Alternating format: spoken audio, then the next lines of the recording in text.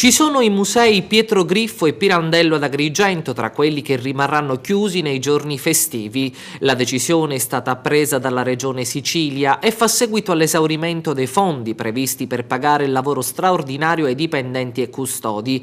Nei prossimi 2 mesi la maggioranza di musei e dei parchi archeologici rischia di rimanere a luci spente nei fine settimana e durante le vacanze natalizie.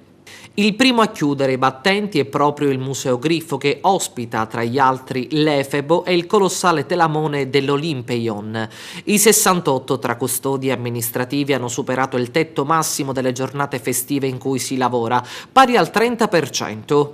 E sulla questione prende posizione il sindacato autonomo dei dipendenti della regione siciliana, che in una nota a firma del segretario provinciale Giovanni Coco esprime il proprio punto di vista, evidenziando la tendenza di stigmatizzare la questione inerente alla paventata chiusura dei siti museali nei fine settimana e durante le festività, come se il problema fosse dei dipendenti regionali ed in particolare dei custodi.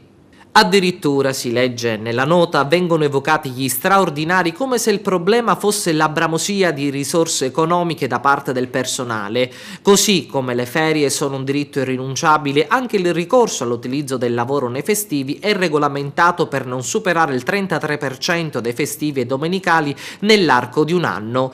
Nel documento si punta il dito contro l'indolenza della classe politica che, dopo aver fissato una precisa normativa che disciplina il restringimento delle risorse economiche del settore, ne mistifica, secondo il sindacato, la realtà. Se i turisti o i cittadini dovessero trovare le porte dei siti chiuse, non prendetevela con i dipendenti, conclude la nota, ma con la politica che ne è rappresentante.